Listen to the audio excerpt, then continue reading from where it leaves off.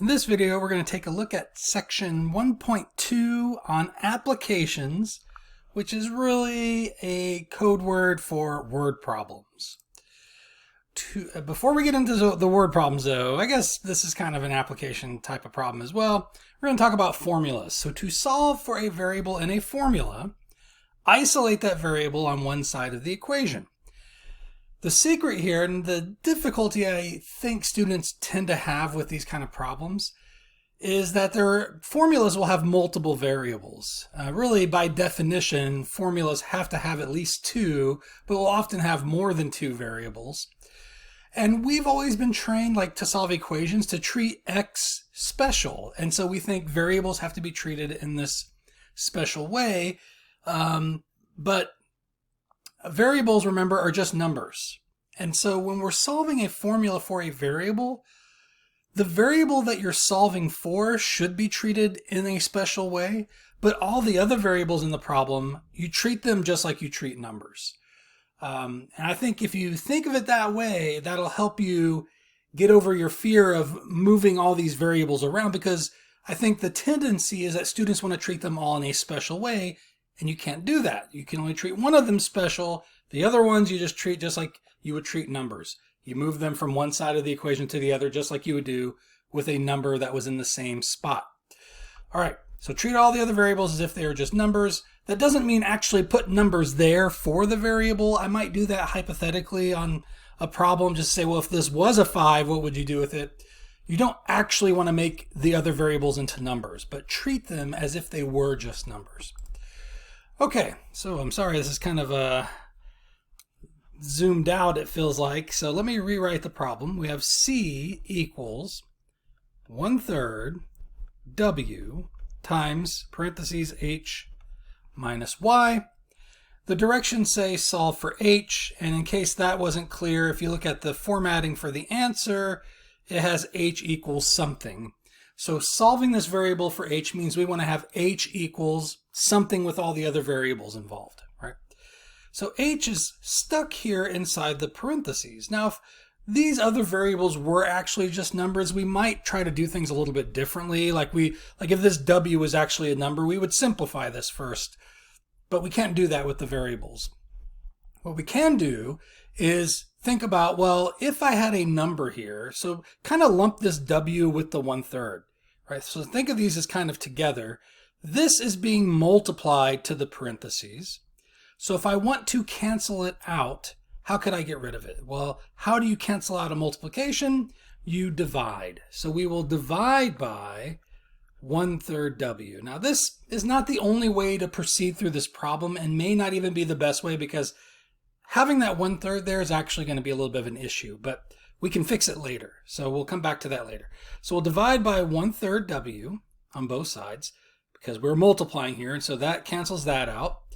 And with this out of the picture, we don't need these parentheses anymore. So we're going to have C over 1/3 W equals H minus Y.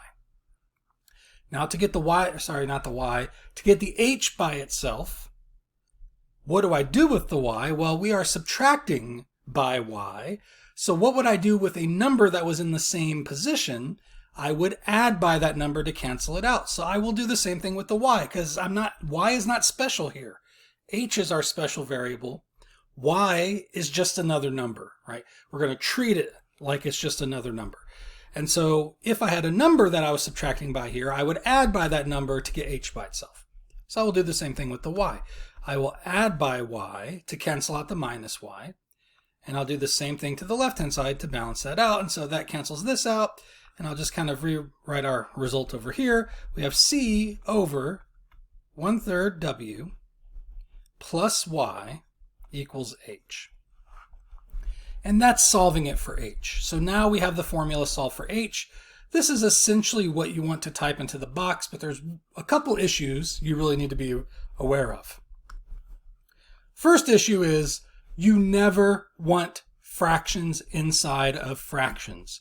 It's never okay to leave your answer in that form. It's rarely okay. And this is one of those cases that it's not okay. So I want to say maybe occasionally there are some situations where you can just leave a fraction inside of another fraction, but This is not one of those cases.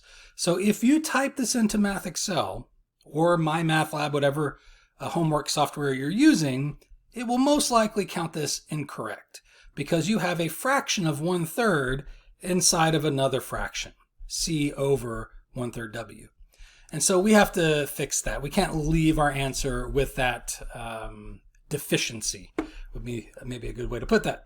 And it's a super easy fix, especially with this particular problem. So I can cancel out the 1/3 by multiplying it by 3, by the common denominator. So if you think back to if you took intermediate algebra, or maybe whatever your last math class was that you took, you may have had the topic of complex fractions, which is exactly what this is. Fractions inside of fractions. And the method for simplifying it, for rewriting it so it's in a proper form, is to find the common denominator and multiply that to not both sides, multiply it to the top and the bottom of the fraction. And so the common denominator here is 3, so I will multiply that to the bottom. I will also multiply it to the top. On the bottom, the 3's cancel out, so there's no more fraction. We just get 1 times W, which is just going to be W. And on top, we'll have 3C plus Y equals H. So I can remember as a young boy, man, I don't know what age I was at, thinking about this kind of situation mathematically. Like my imagination would do things with this. So I kind of feel like as a young student, I didn't really understand math. I really just followed patterns. And the patterns didn't have to make sense to me. I just could recognize, here's the pattern to get the right answer. And my imagination would kind of think of it in weird different ways. And I can remember with this kind of a setup, the way my mind thought of it was this 3 can jump up to here. That's essentially all that's happening, right? So if you think of the 3 just moving around, the 3 in the denominator of the denominator can flip up to the numerator. So it kind of just jumps up there. That's the way I remember thinking of it. But this is the math that makes that possible. And it's a better way to think of the situation rather than just thinking of it as a thing that can jump from one place to the other. Anyways, I'm digressing. The other thing you have to be careful about when you type this into Math Excel. So if you type it in like this, the way it looks right now, so if I go 3C over W plus Y equals, the H equals is already there, so be careful about that. You don't need to type in that part. It's already on the screen. You just need to type in this part here. If this is what you type in, it will count it wrong as well. And I've seen students get livid about this scenario because they'll say, this is the right answer. I did it correct. It's on my paper. But Math Excel is ridiculous and it's so picky about things and it's counting it wrong even though I have the right answer. And people get really mad about that. And maybe sometimes that can be justified. But whenever, and when we first adopted these online homework systems, I get a lot of complaints about it. And every time that I took the time to investigate and I would say, send me, help me, how does it say? Ask my instructor, right? That's something that's on Math Excel. It'll email me the problem you have with the last answer that you typed in. And every time I was able to actually investigate, there was always something the student was doing incorrect. It wasn't Math Excel that was programmed poorly. It was something about, there was a typo in the student's answer. Maybe they typed a Z instead of a 2 or a 2 instead of a Z. That's a really common mistake that students make, is confusing the way they write their 2 with the way they write a Z. And they might type in the wrong one instead. Things like that. Or spaces sometimes, and this gets a little bit, I can see frustrations with this. You accidentally hit the space bar. You put an extra space between two things. Math Excel doesn't recognize that space as part of the right answer, so it counts it wrong. So occasionally you'll find things like that where it's like, yeah, you had the right answer, you just didn't quite type it in right. The flip side of that argument, kind of going off on a trail here, I apologize, but the flip side of that argument is it's a good skill to have to learn how to interface with, how do I say? I said the word interface already. It's a good skill to have to learn how to interface with computers and with programs and with software. Right? So many people will end up with a job where you are going to be interacting with software of some kind, and you have to learn how to use it correctly. You have to learn what works and what doesn't work. So it's a good skill to have, and something that I recommend to students, if you find that you are having trouble typing in the correct answer on things, to view an example. If you click on view an example, you don't have to even look at the details. Just skip down to the bottom and see how they're formatting their answer, and make sure you're formatting your answer the same way. So to me, that seems like a pretty easy fix. How are they formatting the answer? I'm going to copy that, because the way it's formatted in the example should work for your actual problem. So that's a good way to maybe deal with that. Instead of complaining about it, look for ways to, make it work, right? Anyways, the reason Math Excel would count this wrong, and the reason people get mad about it, is because variables are case sensitive, right? And I intentionally wrote my C this way. It's small. It looks like a lowercase c, which is easy for that to occur as you're going through the problem, because as you write it over and over and over, we can kind of get tired of taking the time to make it a big C, and so it kind of slowly transformed into a small c. And so when I look at my final answer and I go to type that into Math Excel, I think lowercase c, but the problem started with a capital C. So if you look at the beginning, C was capitalized. It's pretty clear looking at this typesetting that that's the case. All the other variables are lowercase. You have to respect that when you're typing your answer into Math Excel. And it's not Math Excel deficiency. It's not a Math Excel flaw that it counts it wrong. It's math. This is the way math works. Variables are case sensitive in mathematics. So Math Excel is only respecting the rules of mathematics when it counts this answer wrong. So we have to make sure that if the variable is capitalized in the problem, that we also capitalize it in our answer. So I need to be careful when I type this in, 3 capital C. Same thing with the W, right? That can easily, this is kind of a big looking W right here, right? I might accidentally think it's capitalized. So look back at the original problem. It's a lowercase w. So make sure you type it in lowercase when you type in your answer. Variables are like passwords. They are case sensitive. If you don't get the right capitalization in your password, you don't get to log into whatever service you're trying to log into, right? And in math, we actually fully take advantage of this fact that capital letters are different variables than lowercase letters. So in physics, for example, there is a formula for the gravity, the force of gravity between two masses.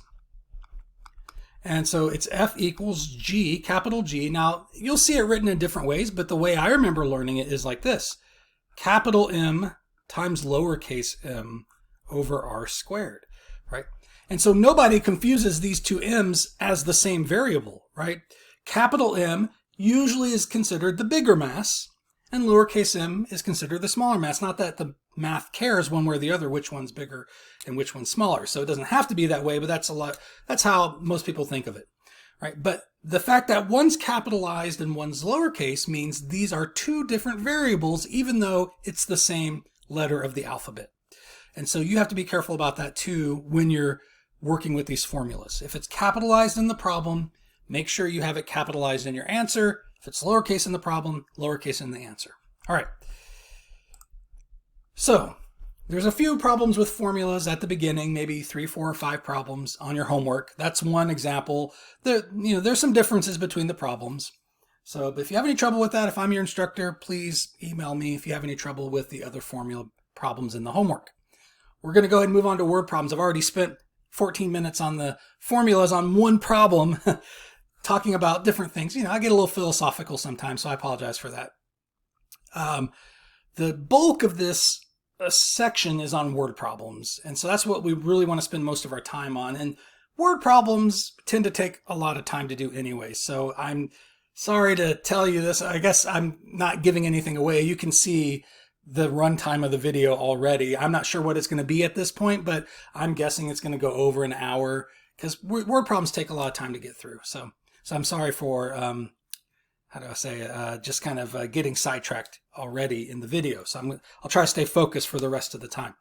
So the difficulty students have with word problems is that no two are exactly the same. So for solving equations, like if I give you an equation like 2x plus 3 equals 5, and 3x plus 7 equals 10, something like that, even though these are two different equations, they follow such a similar trajectory that they're basically, like when I look at these two equations, they're the same equation to me. The numbers are different, but they're really identical in structure. They are handled in exactly the same way.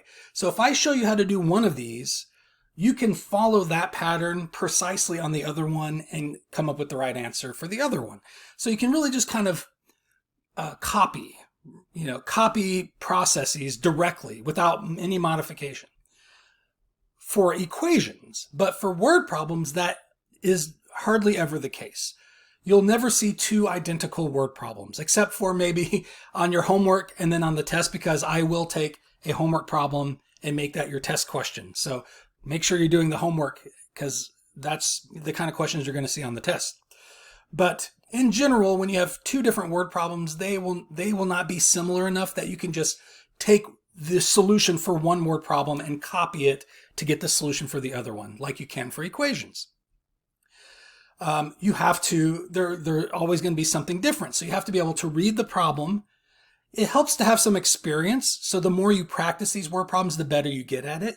And you bring that previous experience to the problem that you're working on, but you have to make adjustments. The wording is going to be different. The information provided might be different. The numbers will be different.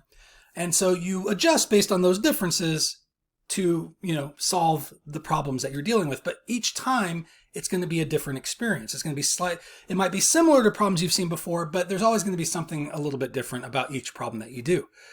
To the point that I always like to tell my students that I'm never 100% confident when I'm given a word problem, especially if it's one I've never seen.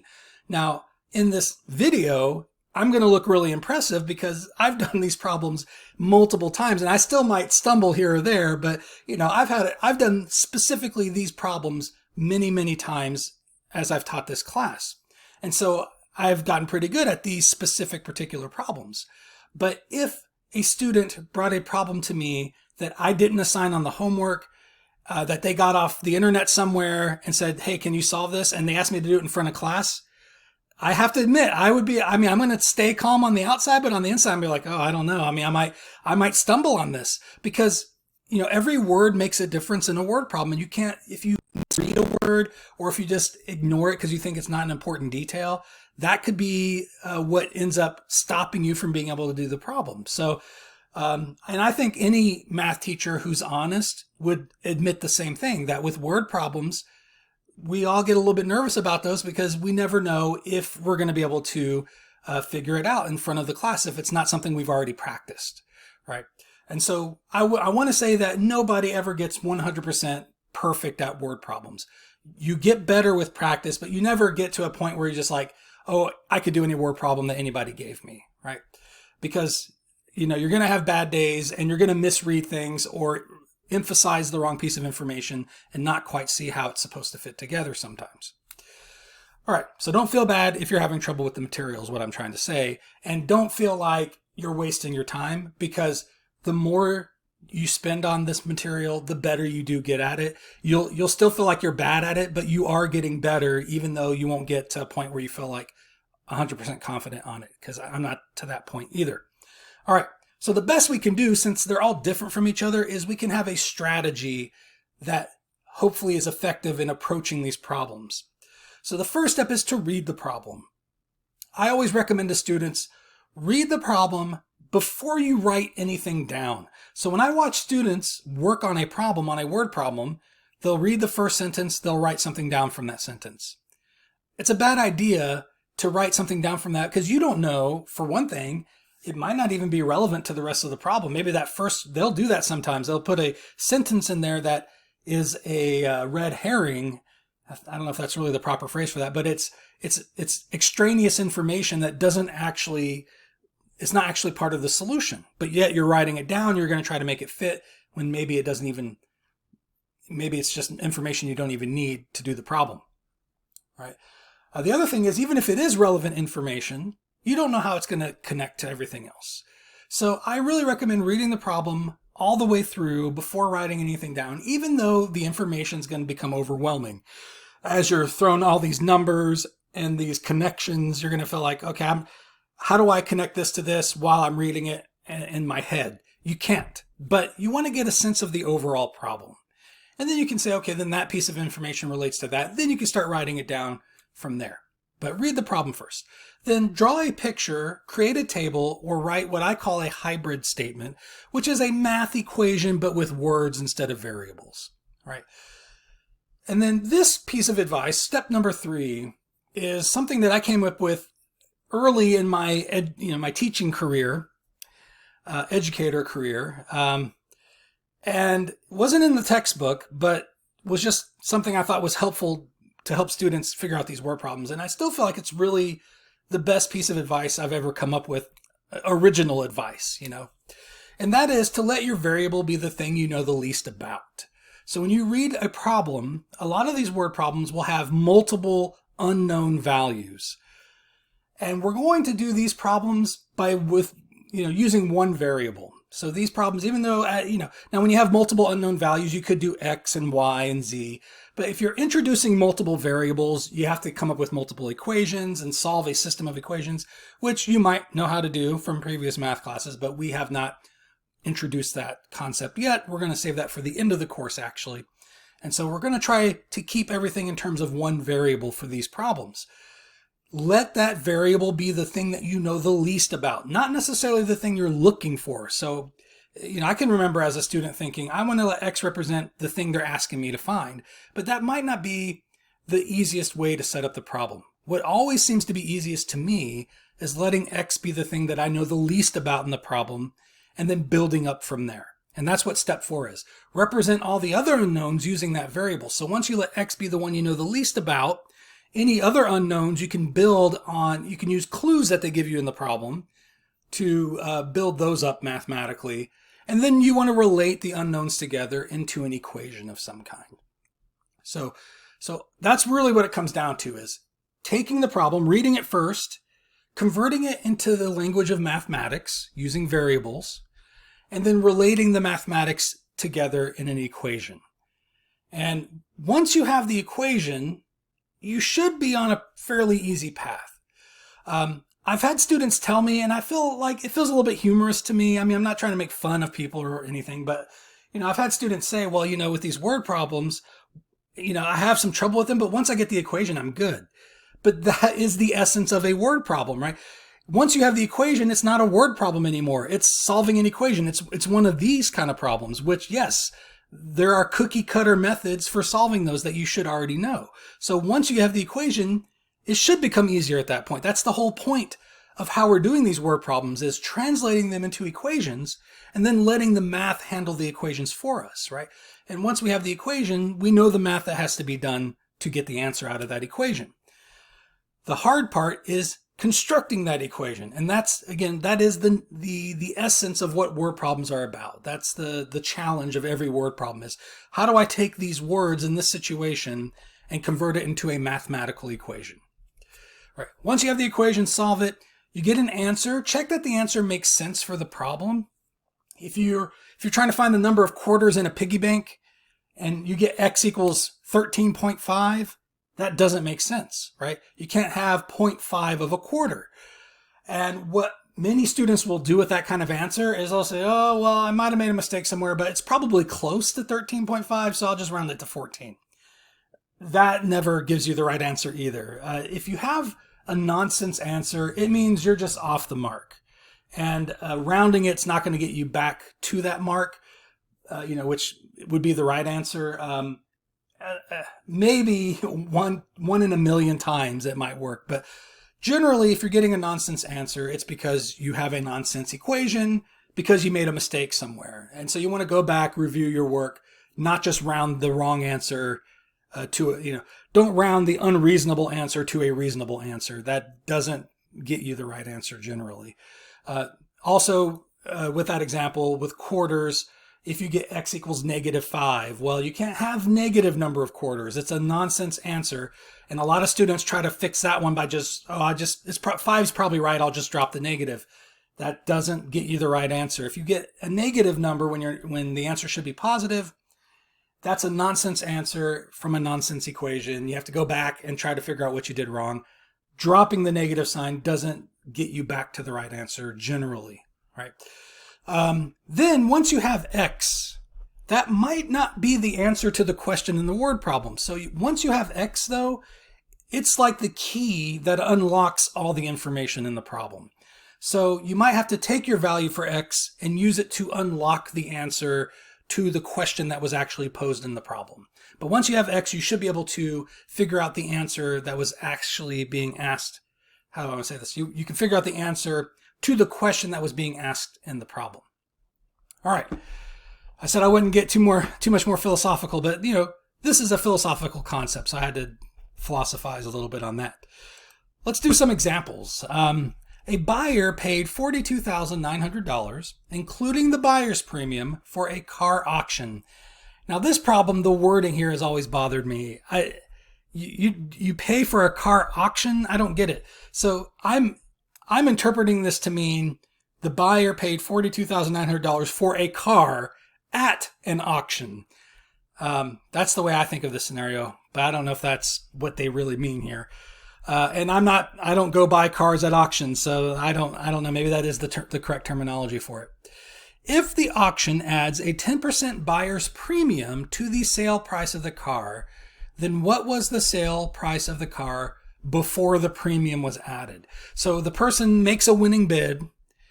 The auction then adds 10% of that winning bid to the cost. And that's the $42,900 that you get after they've added the premium, after they've added the 10%. We want to work backwards to figure out what was the winning bid that won that person the car. Not how much did they have to pay after the fees were added in, but how much did they win? How much was the winning bid? That's the only way I can think to describe that. So a common mistake students will make with this problem is they will just, maybe, I don't know if they just don't read the problem, but they'll take the 42,900, they'll just look at the numbers. I have a 42,900, I have a 10%, so I'll take 10% of 42,900, and they must be reading the problem, because then they take that result and subtract it off of that to get back to the original amount, which isn't going to work. That doesn't give you the right answer. So you don't want to just like slap numbers together like this, right? You want to think about how are these numbers actually related? And a helpful thing you can do to help you figure out how everything's related is to write a hybrid statement. Don't worry about the numbers right now or variables, just use words and relate the different elements of this problem together in an equation with words, right? So we have the winning bid, right? Whatever that amount is, plus the buyer's premium. So I'm just using words to represent these concepts. So what's going to happen is they'll make that winning bid for whatever the dollar amount is, and that's your base price, plus the auction adds that 10% buyer's premium, but I'm not going to put the 10% in there yet. I'm just going to use words, right? And those two dollar amounts get added together to give me the total amount that the person will have to pay, which again, I know is 42,900, but again, I want to use words for right now. And this, when I write this on the board, that makes sense to everybody. They're like, yes, of course, that's exactly how this situation works. Now that we have the equation, right? We've already written out the equation. We will convert these words into the language of mathematics. As we already mentioned, the total we know. We don't need a variable for that. We know the total, 42,900. So we will replace that word with its value since that was given to us in the problem. We don't know the dollar amounts of either of these, right? The buyer's premium is a dollar amount, right? Was it $100? Was it $1,000? I don't know what the dollar amount is for the buyer's premium. So that's an unknown value, but I do know it's 10%, right? So they do give me a clue about that buyer's premium, right? But ultimately it's an amount of money that the person's having to pay. The winning bid is also a dollar amount, but I don't know what that dollar amount is. That's actually what we're being asked to find in this word problem is what was the amount of that winning bid? What was the sale price? Right, and so it's supposed to be a dollar sign here. It looks kind of funny now that I look at it. Which one do we know the least about? So these are technically both unknown dollar amounts, but there's one we know the least about, and that is the winning bid. We have a clue about the buyer's premium, right? We have that 10% clue. We have no clue whatsoever about the winning bid, about the sale price. So my advice was to let X be the one that you know the least about. And so I'm going to erase these dollar signs because they're kind of in the way of where I was going to set up this equation. So let's just go ahead and erase the dollar signs. But just remember, these are dollar amounts, not percents. They're dollar amounts. And I'll let X represent the dollar amount of the winning bid, of the sale price, plus the buyer's premium, which is 10%, which you want to write as a decimal, 0.10. But you don't want to just put 10% there. That is a mistake I'll see students make. They'll say, well, the buyer's premium is 10%. And so they'll just put 10 there, or 0.10. If that's all you do, the equation thinks that's 10 cents. It's saying, it thinks you're telling it the buyer's premium was a dime, right? Which is not the case. It was not just 10 cents. It was 10%. And a percent by itself is nonsense. It's meaningless. And so kind of a creepy thing I would say in class sometimes, just to kind of drive the point home that it doesn't tell you anything, is if I tell you I have 10% in my pocket, right? Which is, out of sight. So you don't know what's in my pocket, right? But if I say it's 10%, you still don't know what's in my pocket. 10% by itself is meaningless. Now, if I say I have 10% of my bank account in my pocket, then I'm talking about money. If I have 10% of my baseball card collection in my pocket, I have baseball cards, right? But a percent by itself tells you nothing, and mathematically is meaningless, right? And also, if I tell you I have 10% of my bank account in my pocket, and then I tell you what my bank account actually is, you could calculate how much money was actually in my pocket, right? The point being that a percent cannot just be by itself. You have to be taking a percent of something for it to make sense. So this is 10% of what? This is 10% of the sales price. Whoops, I don't know what I'm spelling there. Got the letters backwards. 10% of the sales price, right? Which I'm calling X, right? So we want to take 10% of that winning bid, and that becomes the dollar amount of the buyer's premium. So you can't just put the 0.10 by itself. It's 0.10 of the winning bid, which we don't know. So we have to use X as the placeholder for that as well. But notice that X is representing the same thing in both places. So another mistake I find students make with word problems is they just throw X wherever they're not sure what else to put. So if they reach a point in the word problem and they're like, I don't know what's supposed to go here, I'll just put X. You don't want to do it that way. Whenever you're using X, it should be because you know exactly what goes there. And you know that X is the X is the letter that represents that number, right? So whenever I'm using X here, it's not because I wasn't sure what else to do. It's because this is supposed to be the winning bid, 10% of the winning bid. This is also representing the winning bid. So everywhere I've used an X, it's been for the same thing, and I've been aware of that, right? I've made that decision intentionally that the winning bid is supposed to go here, so I'm using X to represent that, right? And so this becomes your equation now. And now I want to solve this equation. So now we have our equation. Let's go ahead and solve it. We'll start by combining like terms. This has an X, this has an X, so these can be combined together.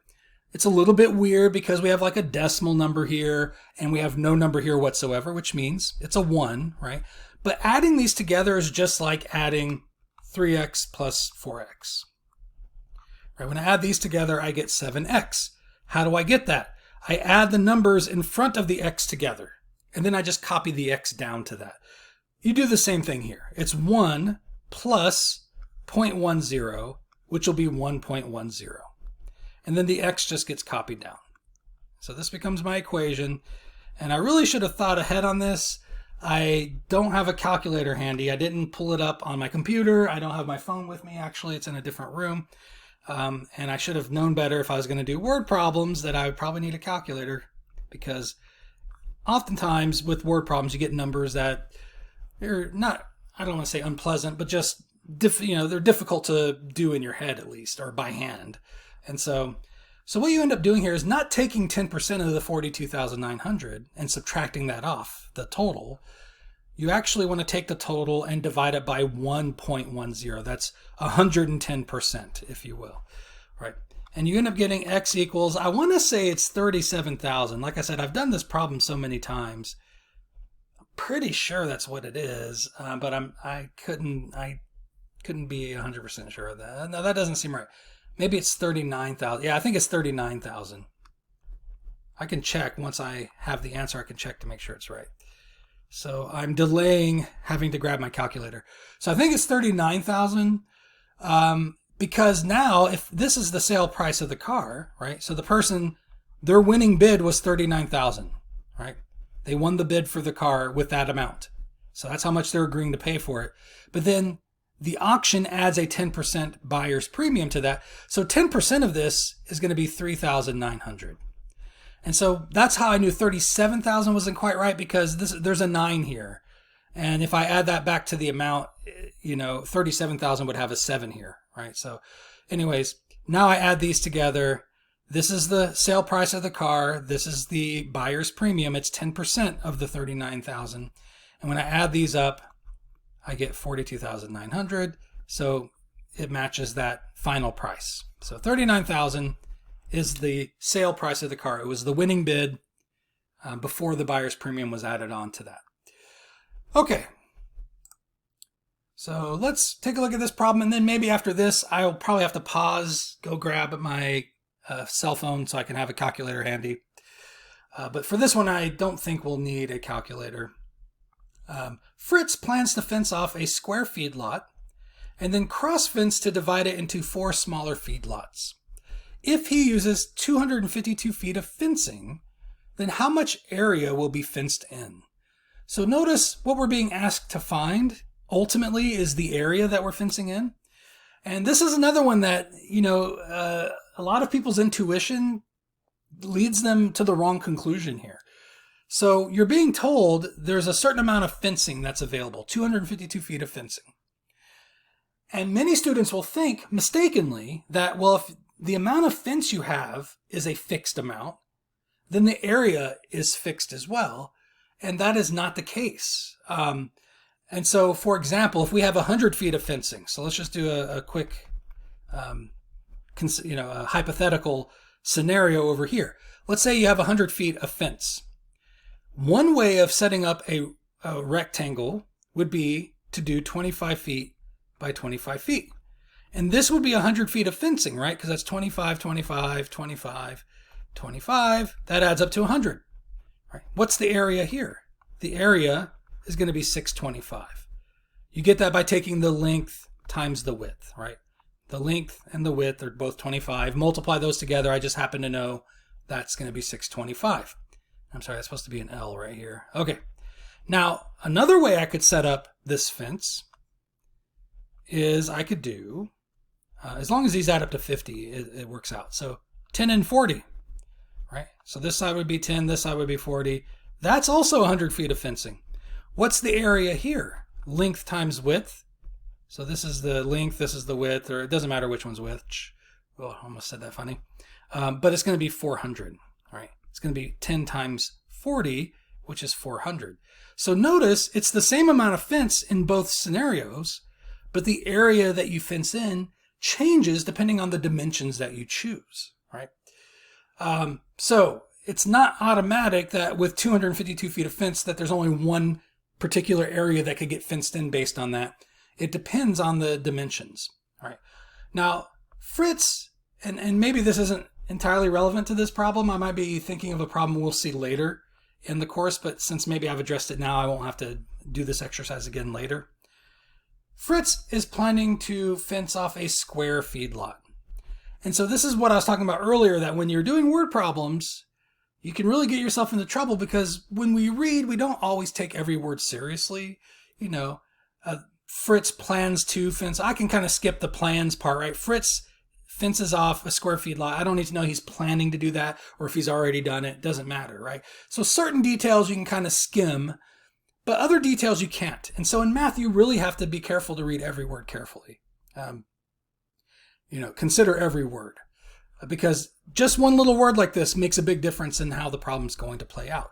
So it's going to be a square. Now what's special about a square is that the width and the length have to be the same, right, for it to be a square. Then he's going to further cross fence it with that same amount of fence. So this is where things get a little weird, because we're not just using the fence around the outside of the area that we're squaring off. We are also going to use some of that fence to fence down the middle to divide that area into 4 smaller square feedlots. And we only have 252 feet of fence to do both, to make the big square and then also to fence down the middle to make the 4 smaller feedlots. And so we're going to fence down the middle here and down the middle here. Right. And so that 252 feet of fence has to cover the 4 outsides and the 2 parts down the middle. So I don't know what any of these dimensions are, any of these measurements. And which one do I know the least about? Well, I know the 0. I'm trying to think of a good way to say this. I know nothing about the width or about the length. I have no clues there, right? So I know equally little about both of those. So in that case, when there's 2 unknowns and you don't know anything about either one of them and there's no clues, it doesn't matter which one's x. You can let x be either one. So I'm going to let x represent the width. But then, well, I guess this is a clue, right? What do I know about that? Well, then the length has to be the same as the width, so the length would also have to be x, which means this side is x and this side is x. And also, the fencing that goes down the middle has to have the same dimension. Okay, that one went a little sideways there. Let's do that. Also has to be x. So how many x's are we having to use the fence on? There's 6 here altogether. The 4 around the outside, and then there's 2 x's down the middle. So that's 6 x's altogether that have to add up to the amount of fence we're using, which is 252 feet. And so there is my equation. I should point out that in the last problem, we did a hybrid statement with words. In this problem, we drew a picture. And then probably for the rest of the problems, we're going to be creating a table. So if you remember from the strategy, draw a picture, create a table, or write a hybrid statement. We wrote a hybrid statement on the first problem. We drew a picture on this problem. And I think the rest of the problems are going to involve creating a table. All right. So now we can solve this equation. We divide by 6 on both sides. Again, I don't need a calculator for this. 6 goes into 25 4 times. You get 24. Subtract that from the 25. You have 1 remaining. You bring the 2 down. You get 12. 6 goes into 12 2 times. Right. So I'm just kind of doing long division in my head there, and which I can do as long as the numbers don't get too crazy. All right. So x is 42. Now we're happy to solve the equation and have an answer, but if you type 42 here into Math Excel, it's going to count that incorrect because that's actually not the answer to the question, right? That's the solution to the equation, but the question was how much area is going to be fenced in? 42 is not the area. 42 is the dimension of the square, right? It's the length and the width of the square. We want the area, however, right? So the square is going to be 42 feet by 42 feet. How do I get the area? Well, we talked about it over here. We're going to get 42 times 42. Okay, maybe now I need a calculator. I could do this without one. It's just going to take a second. Let's just set it up over here. So 2 times 2 is 4. 2 times 4 is 8. 0. 4 times 2 is 8. 4 times 4 is 16. Add those together, we'll get 4. 6, 7, and then 1. Hopefully I did that right. So this would be the area. And this would be square feet, right? Because that's 42 feet, 42 feet. Feet times feet gives you square feet, right? And so this is what you would want to type into the box right there. All right, so I'm going to pause the recording for a minute, and then I'm going to grab my cell phone so I can have a calculator handy, and then we will resume here. Just give me a second. Okay, so I double checked the 42 times 42 on my calculator, and it is indeed 1,764. All right, let's move on to the next problem. So Alex hauled a load of pipe from Fairbanks to Deadhorse on a highway in a record time of 19 hours and 15 minutes. From Fairbanks to Coldfoot, he averaged 30 miles per hour. Because of a blizzard, he averaged 10 miles per hour less from Coldfoot to Deadhorse. If Coldfoot is the halfway point, then what is the distance from Fairbanks to Coldfoot? Okay, information overload, I understand. But read the problem first, just to get an overall sense of what's going on here. And in general, you should notice that this problem involves a time, right? 19 hours and 15 minutes is a time. We're talking about speeds here, like 30 miles an hour. We're being asked to find the distance. So what formula relates distance to speed and time? It's d equals rt. So that's the formula that we want to use here. So again, without getting into the specifics of that problem, we can at least, just from having read the problem all the way through, identify what formula is relevant to the situation. And if that's all there was to this problem, this wouldn't be too bad. You just take the numbers, plug it in, solve for the remaining variable. But we know how complicated it is, right? So again, if we didn't read it first and we just saw, oh, 30 miles an hour, 19 hours and 15 minutes, I'll just plug this into d equals rt and I'll get a distance. It wouldn't be the right answer because it's a more complex, nuanced. I wanted to say nuance. You know, sometimes when I'm speaking, I stutter a little bit because like I have trouble making choices of the words I want to use, because I question, like, is that really the right word for the situation? Does my audience know what that word means? So I wanted to say nuance, but I don't know, maybe that's not the right word for that. So, but complicated, right? It's a complicated situation. There's going to be more to it than just dumping numbers into a formula. What I would recommend on this one, now ultimately we're going to have to like construct a table to organize all the information we're dealing with here. We don't have to do it that way, but it's a really good approach to the problem. But I would recommend drawing a picture for this one. Not all of these problems will work with pictures, but this one, especially with distance, when you're talking about like a journey or something, having a visual of that journey can help you figure out how everything's connected. So I'm going to get out of Alaska. So clearly Fairbanks, and we're talking about like blizzards and stuff. Seems like this is a trip that took place in Alaska, and I assume these are real cities. But I don't need to go look that up on Google and find a map to see that route between Fairbanks and Dead Horse, which might be kind of curvy or whatever. We can just imagine the trip, just like you when you're driving on a road, it just feels like your trip's right along a straight line. So even if the road's like winding this way and that way, you know, you can really kind of think of that trip as just a straight line trip. All right, so I'm going to say Fairbanks is right here, and then trying to draw a straight line. And then Dead Horse is right here. Okay. Then we have Coldfoot, which we kind of saw at the end of the problem, is the halfway point. So exactly halfway in between Fairbanks and Dead Horse, I don't know if that was exactly halfway, maybe a little bit more this way, is Coldfoot. All right, so that's the halfway point between Fairbanks and Dead Horse. So Alex made the trip from Fairbanks to Dead Horse in a record time of 19 hours and 15 minutes. All right, so this took 19 hours and 15 minutes altogether from Fairbanks all the way to Dead Horse. From Fairbanks to Coldfoot, the halfway point, Alex averaged 30 miles per hour. But because of a blizzard, he averaged 10 miles per hour less. Now that's kind of a tricky statement. They're trying to make you think you don't know what that speed is, but you do. They just didn't tell you directly. They're going to make you do a little calculation to figure it out. But you know the speed for the first half of the trip was 30 miles per hour. The speed for the second half is 10 miles per hour less than that. So what is 10 miles per hour less? It's going to be 20 miles per hour, right? So we just take 30 minus the 10 to figure out the speed for the second half of the trip. So we know the speeds for both halves of these trips. That didn't sound right. We know the speed for both halves of this trip, right? It's just one trip. So because the speed changes, that messes this formula up. This formula is only applicable, it only is effective, it only works if the speed is fixed the whole time.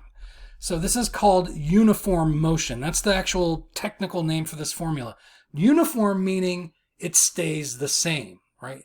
And so if the motion changes from 30 miles per hour to 20 miles per hour, for example, the formula can't handle that, right, by itself. If the speed changes, then the application of the formula has to be split up. We have to apply the formula once to when the speed is 30 miles per hour and separately when the speed is 20 miles per hour. So this is how you know when you need to use a table. You have one formula, but it applies to more than one thing. It applies to the 30 mile per hour part of the trip, and it applies separately to the 20 mile per hour part of the trip. Because the speed changed, we have to reapply that formula with the new speed. Whenever that happens, you want to use a table. And so we're going to set up a table to organize all the information that we're having to deal with. And this is supposed to be a rectangle. I'm sorry it got distorted. It's really hard to draw straight lines on this writing pad, at least for me anyways. You want to make a row for each thing that the formula applies to. So this formula applies to two different things. It applies to the first half of the trip, applies to the second half of the trip. So I just need two rows in this case. Right? And so this will be from Fairbanks to Coldfoot. This will be from Coldfoot to Deadhorse. Right? And then we need to further divide these rows into columns for each variable that's in the formula. So we have three variables here, so I want to have three columns. And we'll make a column, and I'm going to write it maybe what might seem backwards at first, but you'll see why it's a good way to write. The first column is going to be the speed, the second column will be the time, and the last column will be the distance. And so by writing it this way, we kind of build the formula into the table. R times T is equal to D.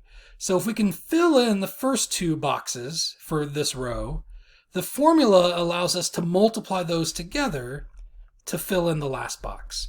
So I can take whatever's in the first two boxes, multiply together, and that's what should go into the last box.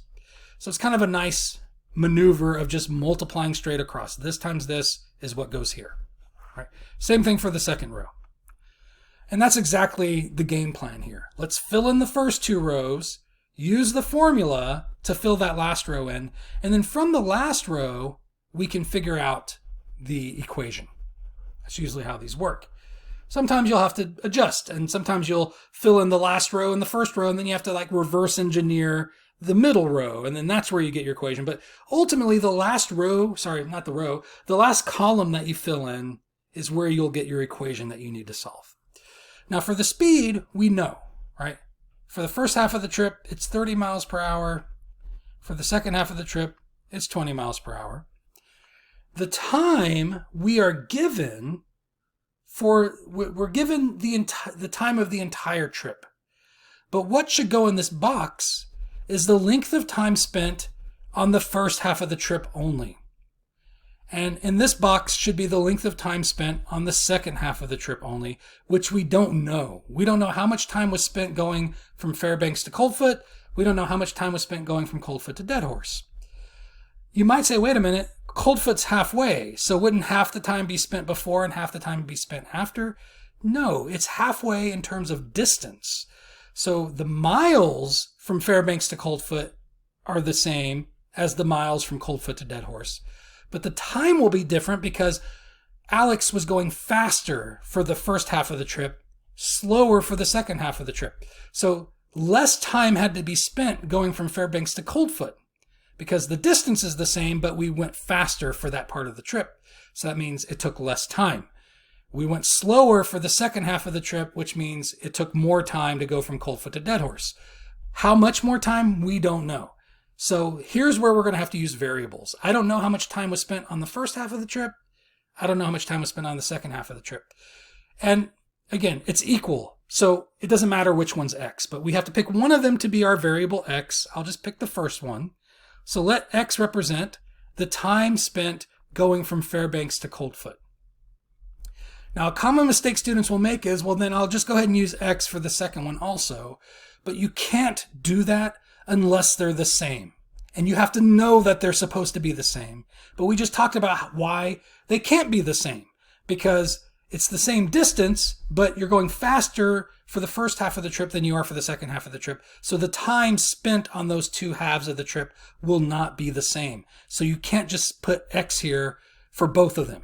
You can only do that if you know they're both the same, like we did back here, right?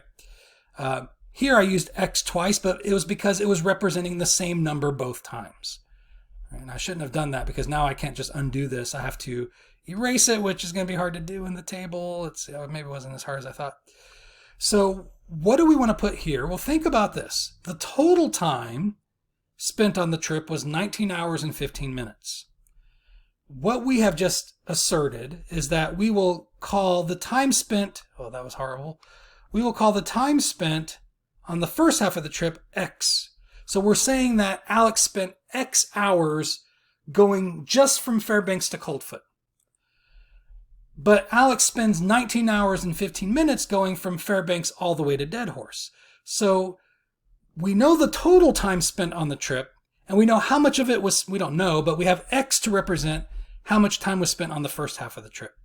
So to compute the second half of the trip, so what I will often recommend to students is to do a hypothetical. So let's say we know it took 10 hours to go from Fairbanks to Coldfoot. We don't know this, but hypothetically speaking, what if x was 10 hours? How much time would have to be spent on the second half of the trip?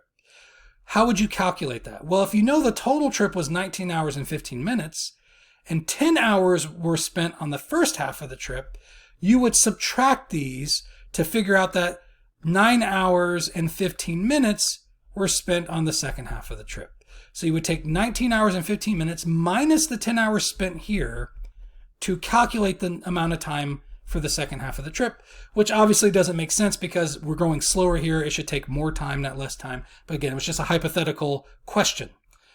The important thing to learn from that hypothetical question is the relationship is you should subtract the total time spent minus the number of hours spent on the first half of the trip. And that tells you how many hours were spent on the second half of the trip. So however many hours are left over when you subtract has to be the amount of time spent on the second half of the trip. And so we'll do that with x, right? So again, we'll erase the 10 because we know 10 isn't right. So how much time was spent on the second half of the trip? 19 hours and 15 minutes minus however much time was spent on the first half of the trip. And that tells me how much time was left over that had to be spent on the second half of the trip. So I hope that makes sense. So this is the time for the second half of the trip. So I want to put that in this box right here. And as I do this, I want to go ahead and just take care of another issue, which is that the time here is split between hours and minutes, which isn't going to work when we set up our equation. We need to go all in on one or the other. Either we just want it to be in hours or just want it to be in minutes. The easiest thing to do here is just have it be in hours because our speed is already in miles per hour. And so that kind of decides for us that our time needs to be in hours. And so 15 minutes is 0.25 of an hour. It's a quarter of an hour, right? It's 25% of an hour. And so this will be 19 hours and 15 minutes translates to 0.25 of an hour. Minus however much time was spent on the first half of the trip. And that's the amount left over that gets spent on the second half of the trip. Now that I have the first two columns filled in, the formula takes over. I take the first two boxes, multiply together, and then that's what I write in the last box. So r times t for the first row is 30 times x. And so I'll put 30 times x in the box for distance because the formula tells me if you take r times t, it's equal to distance. And so that's what you should write in the box for distance. This is r for the first half of the trip. This is t for the first half of the trip. Multiply those together to get the distance for the first half of the trip. So 30x represents the distance for the first half of the trip. Right, this distance right here. That's 30x. That's the mathematical representation of that distance. For the second half of the trip, I definitely didn't leave myself enough room here. We want to take r for the second half of the trip, which is 20, times t, which is this 19.25 minus x, and then put that in parentheses to get multiplied by the 20. And that's the mathematical representation for the distance of the second half of the trip. Now, how are these distances related? The problem doesn't directly tell us that relationship, but we should be able to infer it from the information. Coldfoot is the halfway point. We've already mentioned it several times, in fact. It's the halfway point, which means the distance of the first half of the trip is the same as the distance of the second half of the trip. This distance is the same as this distance, which means they are equal. So we will actually set them equal to each other. Now, is that what you do for every distance problem that you might come across? No, that's what I mean by word problems being difficult, because no two are the same. This time, the distances are equal. But in the next problem you do, you might add the distances together and set it equal to 500, right? So if the description in the problem says the total distance they traveled was 500 miles, then you add the distances together and set it equal to 500. Other problems, it's a little more rare, but sometimes you subtract the distances.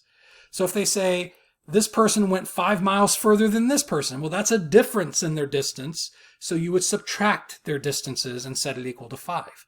Right? So what you do with the distances really completely depends on the description given in the problem, and it can be different each time. Right? Now, those are the three cases I have always seen. Either they're equal, you add them, or you subtract them.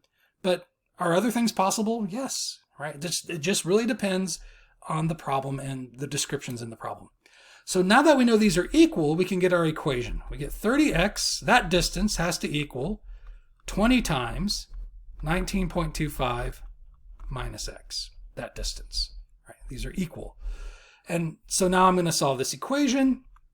I'll start by getting rid of the parentheses. So I'm going to distribute the 20 into the parentheses. So now I'm glad I have my calculator here. We have 20 times 19.25. It's going to be 385. Minus 20 times x will be 20x. The 30x here just gets copied down. Now that the parentheses are out of the way, I'll get all my x's to one side. So I'm going to add this 20x over to here. And I'll get 50x equals 385. And nobody ever said that this answer had to work out nice. So now I'm going to divide by 50, even though I don't think it's a horrible answer either, but it's not a whole number. We divide by 50 on both sides to get x by itself. So 385 divided by 50, I get 7.7. Now here's where it's important that after all of that setup, all that work that we did, we don't forget what x was representing. Sometimes students will. And if you forget, especially if you set up a table, it's not too hard to figure out. Just go back to your table and see where x is located in that table. Because whatever box x is located in, that's the thing it's representing. So x is the amount of time spent on the first half of the trip, going from Fairbanks to Coldfoot. Which means this is 7.7 what? So what I often will ask my students in class is, okay, x is 7.7 what? And what my students will sometimes say is, well, what are we looking for? We're looking for the distance, right? That's the answer we want. So this must be the answer. So it must be 7.7 miles. But it's not miles, right? We look at the table, right? So again, you don't want to let x represent the thing you're looking for in the problem necessarily. You let x represent the thing you know the least about. And from there, you can put everything together, solve for x, and then once you have x, it unlocks the information that you need. But remember, x is a time. This is 7.7 hours. So Alex will spend 7.7 hours going from Fairbanks to Coldfoot. From that piece of information, we can figure out the distance, which is what we actually need to type into Math Excel. All you have to do is once you have your value for x, see if I can fit it all on the screen at the same time, take that value for x and plug it into the box for which you're looking, how do I want to say, I feel like I'm not saying it right. Plug it into the box for the information that you're looking for. That's a better way to say it, right? So x is 7.7 hours. We're looking for the distance, so I'm going to plug x into a box for distance. Now, in theory, you can plug it into either box to get the answer because the distances are the same. I think the problem's asking what's the distance from Fairbanks to Coldfoot, but it's the same distance from Coldfoot to Dead Horse because it's the halfway point, right? So you'll get the same answer from either box, but obviously the first one looks like the math will be a little easier. So I'm going to plug it into this box here. So we have 30x, which is the distance from Fairbanks to Coldfoot. That's the mathematical representation of that. That's where I'm going to plug in the 7.7 for x.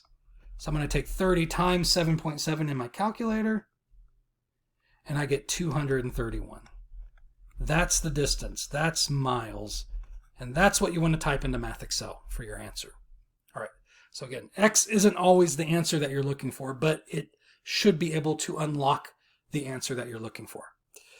All right. Let's move on to another problem. Now, like I said, we're already past an hour. I mentioned earlier in the video that's probably going to happen. I wish we would have been a little further along than we are right now.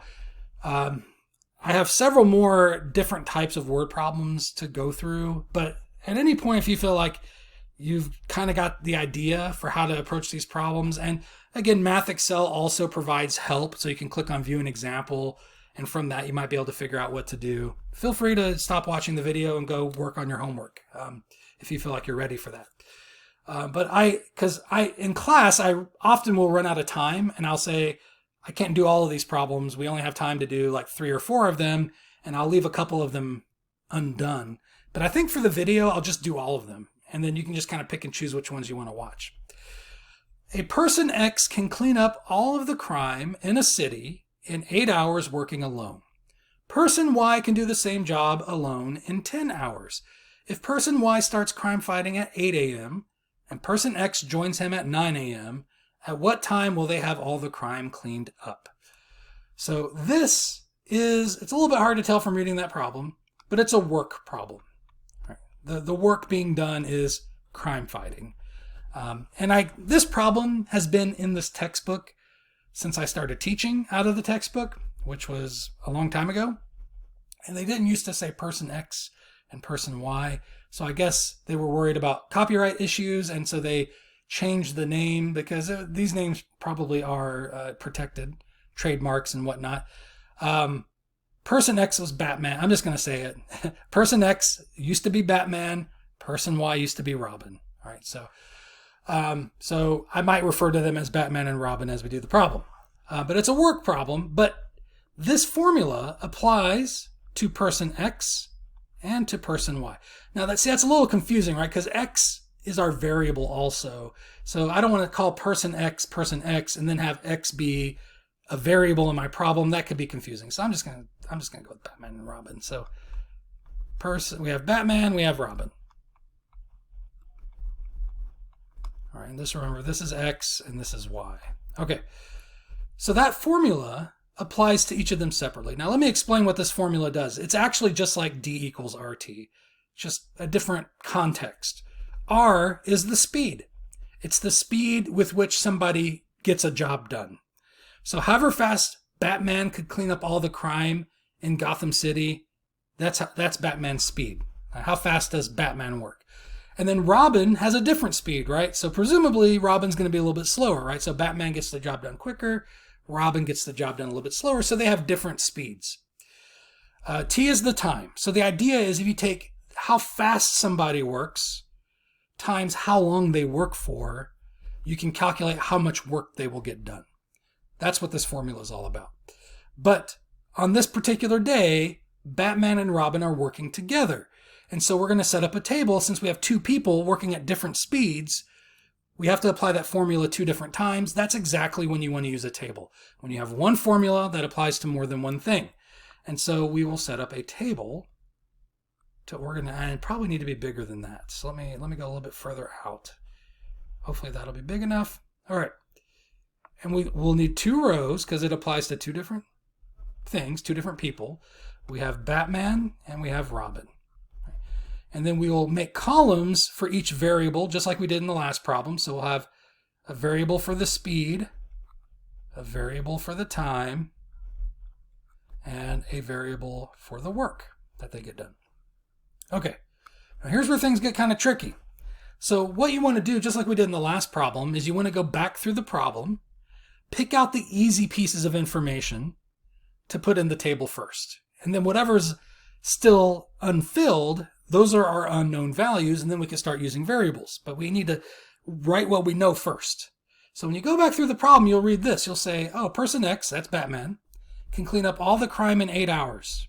Right? I kind of skipped over a phrase there, and that's a time, right? So you say, oh, 8 hours, that's a time. And so you might be tempted to put 8 here for the time. But that actually is incorrect. Right? So this table is for when they're working together.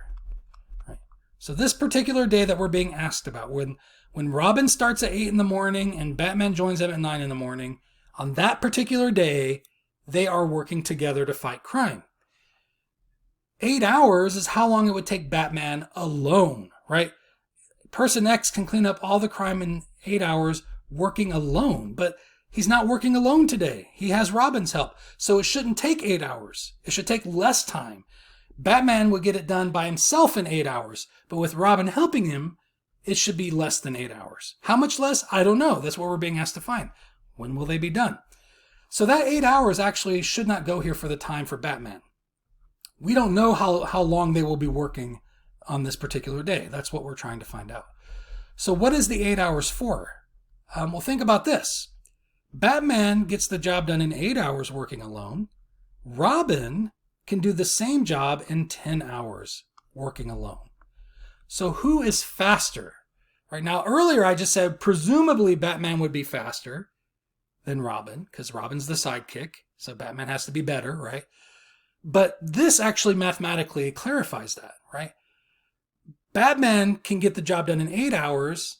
Robin takes 10 hours on that same job, right? So Batman's faster.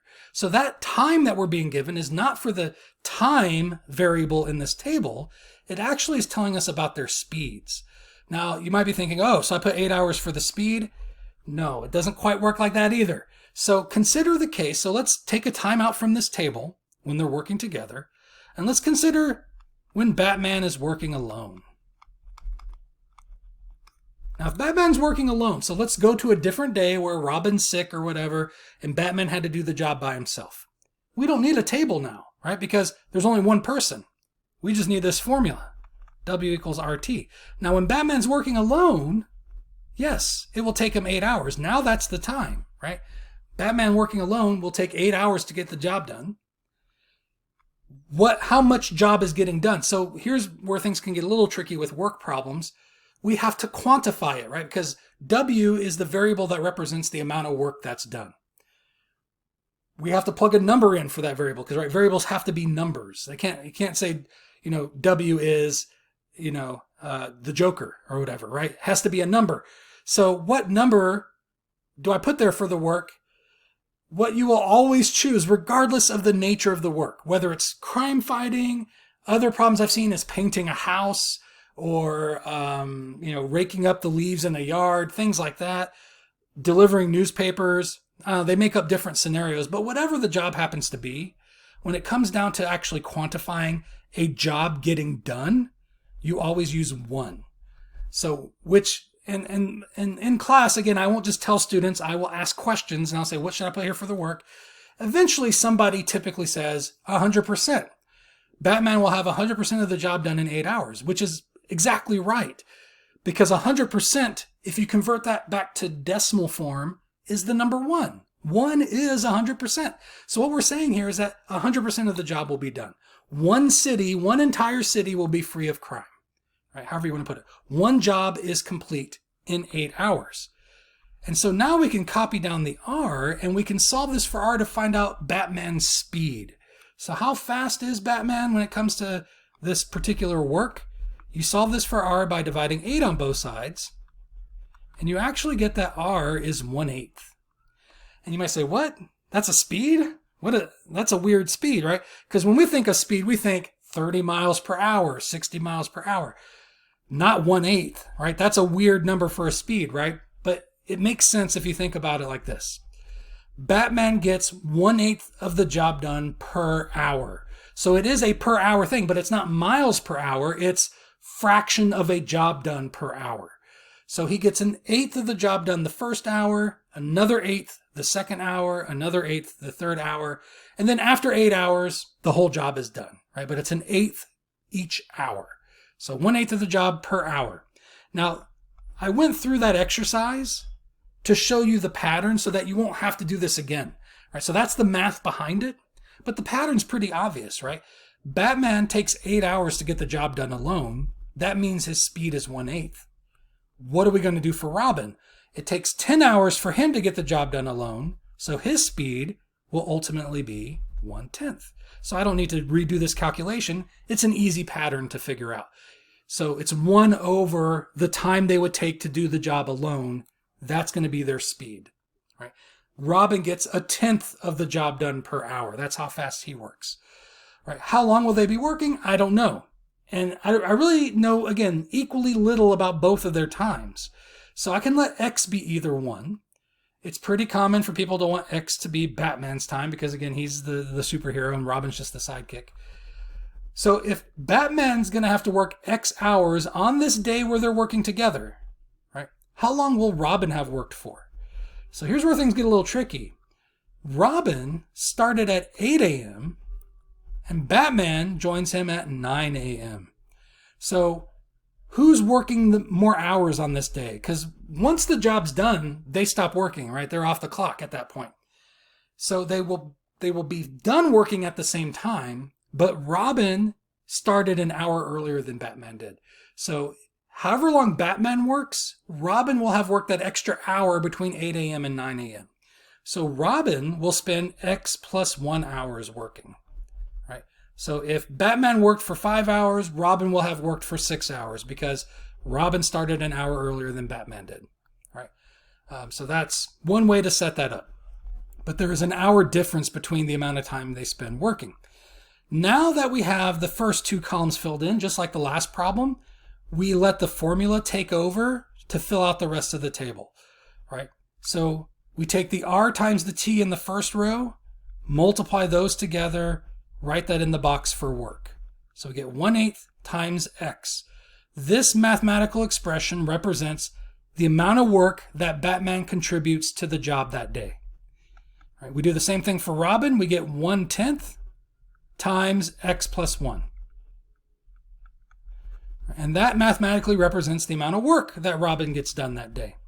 Now, what do we know about the work that they do? What's the relationship between the work Batman does and the work Robin does? Oftentimes students will say, because of the last example we did, they'll say, oh, they're equal. We don't know that. It doesn't say anywhere in the problem that Batman and Robin do the same amount of work. So we really don't know. It might be true, actually, because Robin's a little bit slower, but he started earlier. He put in more time. So maybe that balances out and they end up doing the same amount of work. But that would be a guess. We really don't know if that's the case. So we don't want to go that route since we're not for sure. What we do know is if I take Batman's work and Robin's work together, they will have 1 job done. Whoops, I don't know why I'm putting a plus on there. I meant for that to just be a 1. Right? So again, 1 city free of crime, 100% complete, right? If I take Batman's work and Robin's work together, they will have 1 job done, right? And so I add these 2 together, the amount of work Batman contributes plus the amount of work Robin contributes, and that will add up to 1 city free of crime, right? So we get 1/8 or 1 job done, however you want to think of it. 1/8 X plus 1/10 times X plus 1, and that's going to equal 1 job done. So there's my equation. Now I have to solve it. Now, earlier in the video, I said, once you get the equation set up, that's when it's easy, right? But so far, it hasn't really been the easiest situations, right? Especially this one, right? This equation is not easy to solve at all. So we got fractions, we got parentheses, not percentages, we have parentheses. So, and we got to get rid of the fractions. And we'll do that like we did in the previous section, 1.1. We will multiply the common denominator to both sides, and that'll get rid of the fractions. But my hesitation here is having that parentheses here also. Students have a little bit of trouble multiplying a common denominator to something like this, and will sometimes make a mistake. So even though it's a fraction, I think our best, safest course of action is to go ahead and get rid of the parentheses first by distributing that fraction into the parentheses. So we get 1/8 X plus 1/10 X plus 1/10 times 1 will be another 1/10 equals 1. All right. Now let's get rid of the fractions by multiplying the common denominator to both sides. The common denominator of 8 and 10 is going to be 40. So I'll multiply 40 to both sides of the equation. Don't forget to multiply it to the right-hand side. There's no fractions over here, but the rule for equations is if you multiply something to one side, you have to multiply it to the other side. Right? So I'm going to distribute the 40. and it gets multiplied to every term over here. Think of this as 40 over 1. So let's see if we can do this kind of quickly. Here, the 40 cancels out with the 8. It's just like 40 divided by 8. You can think of it that way. 40 is on top, 8's on the bottom. 40 divided by 8 is going to be 5. And then the x just copies down. Plus, you do the same thing here. 40 divided by 10 is going to be 4. Copy the x down. Plus 40 times 1/10, that's just going to be 40 divided by 10, which again will be 4. Equals 1 times 40, which is 40. And now we have an equation we can solve that doesn't have any fractions. So we will subtract 4 from both sides, and we'll combine we're kind of doing two things at once here. Combine these x's together, so we get 9x equals 36. And then, let me go ahead and finish roping that off there. All right, and then we will divide by 9 to get x by itself. And we will get x is equal to 4. So again, we solve the equation, but you have to make sure that you're taking that information and answering the question appropriately. And so every problem we've done so far, pretty much, x has not been the final answer that we've been looking for. We've had to take x and do something else with it. That's not always the case. Sometimes x is the answer that you want.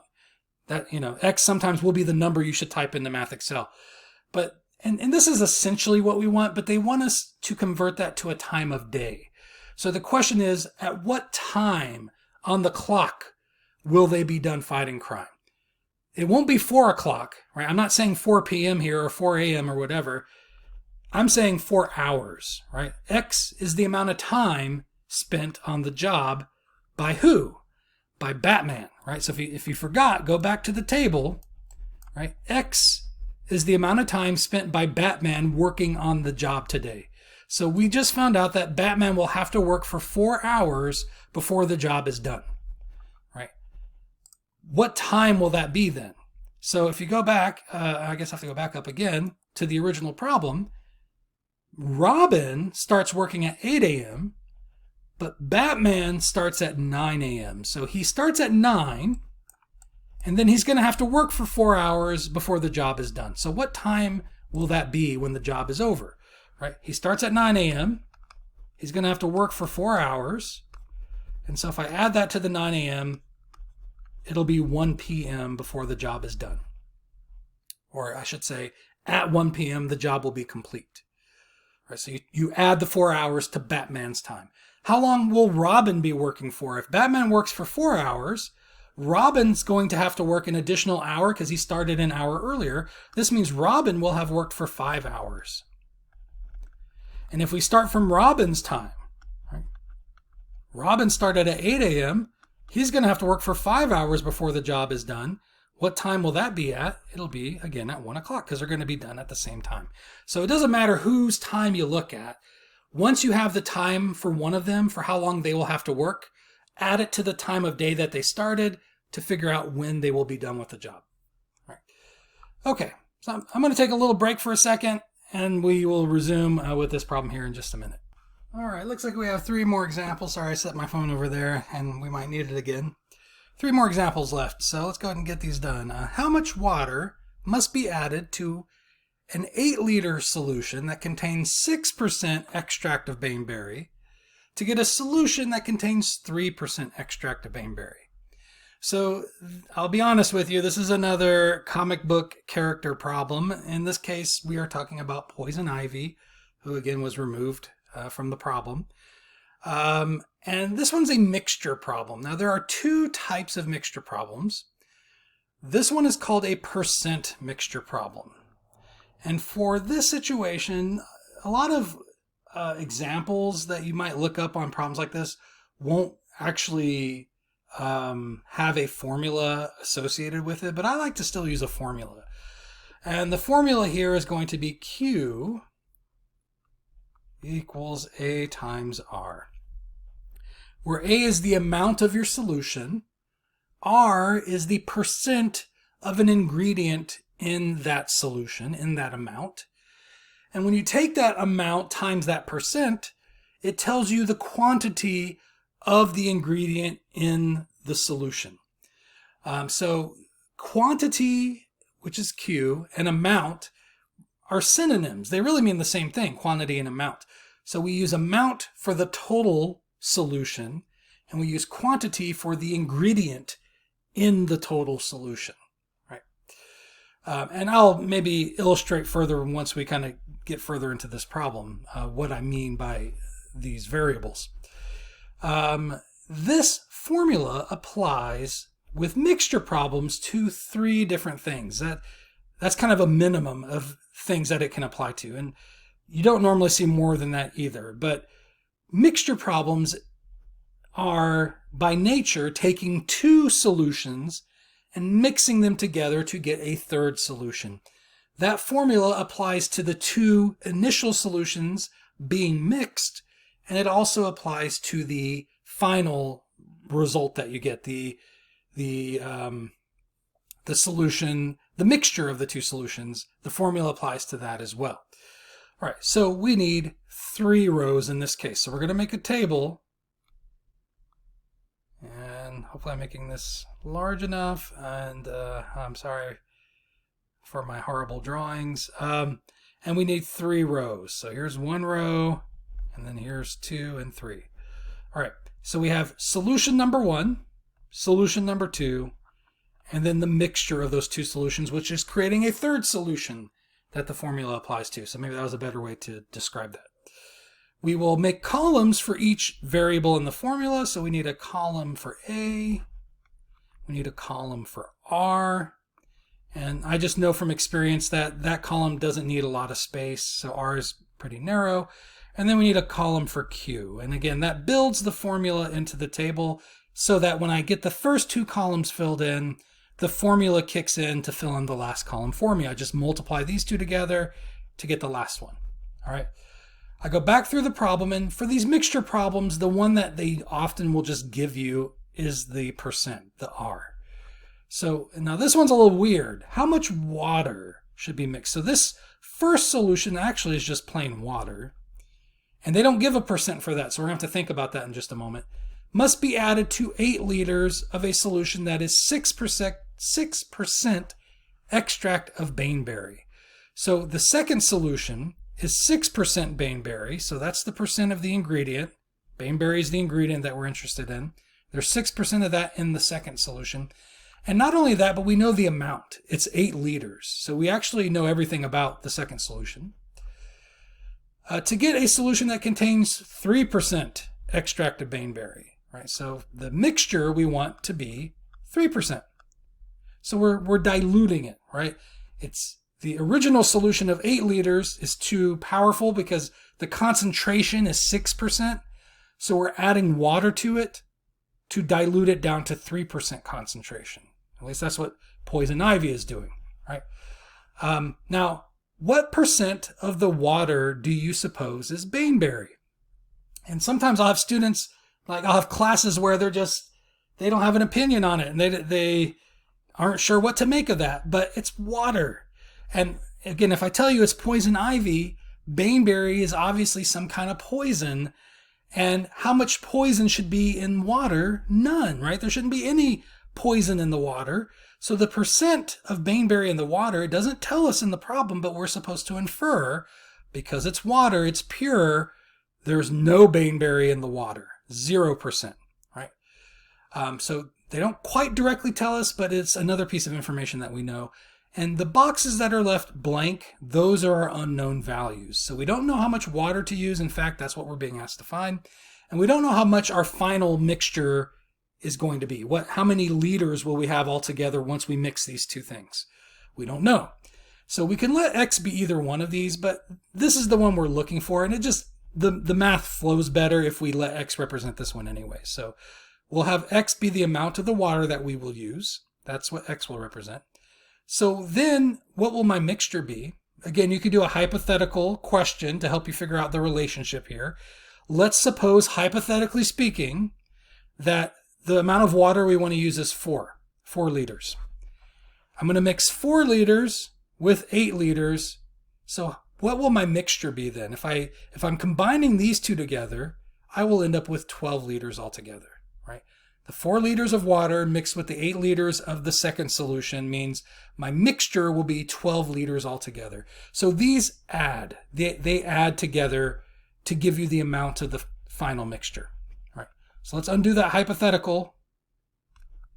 And now we know the relationship here, that I take the amount of water, which is X, plus the amount of the second solution, and that's what should go into this box here. It's going to be X plus 8. That's the amount of the mixture. Now that I have, and by the way, with these mixture problems, I always tell students, these are the easiest word problems as far as having a cookie cutter process, because they really behave identical every time. They're very predictable. Distance problems are actually the most difficult ones, and the work problems can be pretty challenging too. But the distance ones have the most variability in them. The mixture problems are fairly consistent. And so this will always be the case. This one plus this one should always equal this one. Right? And now that we have the first 2 columns filled in, we will multiply across, and this one's kind of weird because of that water. X times 0 is just going to be 0. So again, this is telling me the quantity of Bainberry in that particular solution. So there's 0 liters of Bainberry in the water because it's 0% of the water, right? We'll multiply these two together. 8 times this is supposed to be a dot here, times 0.06 gives me 0.48. That's liters. So of the 8 liters of the solution, 0.48 liters is Bainberry. And there's 7.5 liters of other stuff, other liquids, whatever. Right? But there's 8 liters altogether in the solution. 0.48 liters, I don't know why I said it like that. 0.48 liters is Bainberry, and 7.5, like I said, about 7.5 liters of other stuff. Do the same thing for the mixture. We'll multiply these together, so we'll get 0.03, I'll put that first, times X plus 8, and because there's 2 terms, I will have to use parentheses around that. So again, this is how all mixture problems work. This is the quantity of Bainberry in the water. This is the quantity of Bainberry in the second solution. This represents the quantity of Bainberry in the 2 mixed together. So if I'm mixing these together, this is the total that I get. So the relationship here is just like it is over here.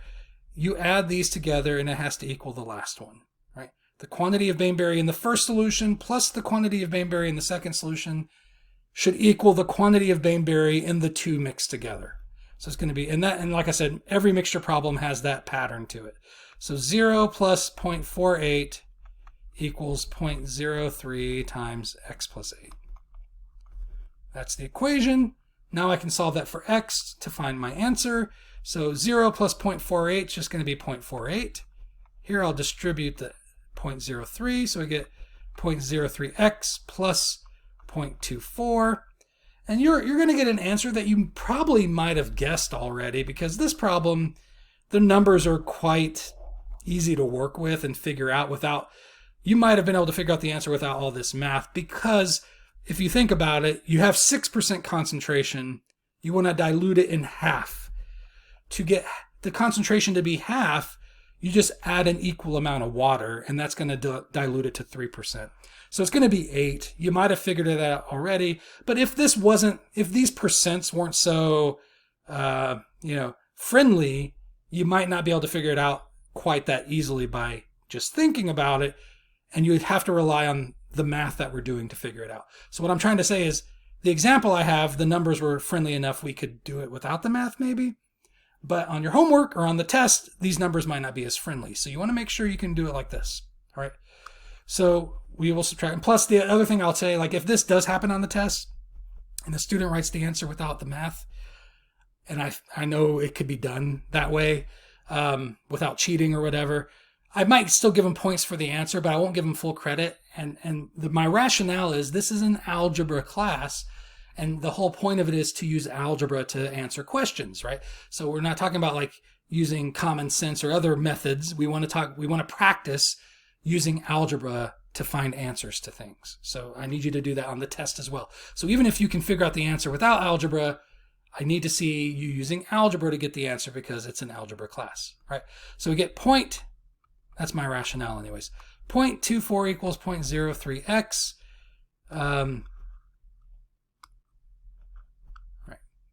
divide by 0.03 on both sides. And when you do that in your calculator, you'll get the answer I already told you, which is 8. And that's going to be liters of water, right? X represents the amount of water that we need to mix in, which actually is the question. It's the answer to the question that was asked in the problem. So finally, for once we solve it for X, that gives us the answer we were looking for in the problem. So we don't have to do any extra work beyond that. So the answer is 8. All right, 2 more problems left to go. The owner of a health food store, and it can't come any sooner because my mind's scrambled up now. This video's gone an hour and a half and it's dinner time. I'm hungry, but I want to finish this recording, so I'm going to try to stick it out. The owner of a health food store sells dried apples for $1.40 per quarter pound and dried apricots for $1.80 per quarter pound. How many pounds of each must he mix together to get 40 pounds of a mixture that sells for $1.76 per quarter pound? So this is another mixture problem, but this is the other variant. This is called a value mixture problem. And the formula for this one is V equals A times C. A is the amount, which in this case would be like the number of pounds, like in this case 40 pounds, that's the amount. C is the cost per unit. Whatever unit you're using for the amount, C is the cost per whatever that is. So if A is in pounds, C is the cost per pound. If A was in ounces, C needs to be the cost per ounces, right? So you get the idea. So for example, $1.40. Now here we have a little bit of a discrepancy, which funnily enough, if you ignore that discrepancy, you still get the right answer when you work this out.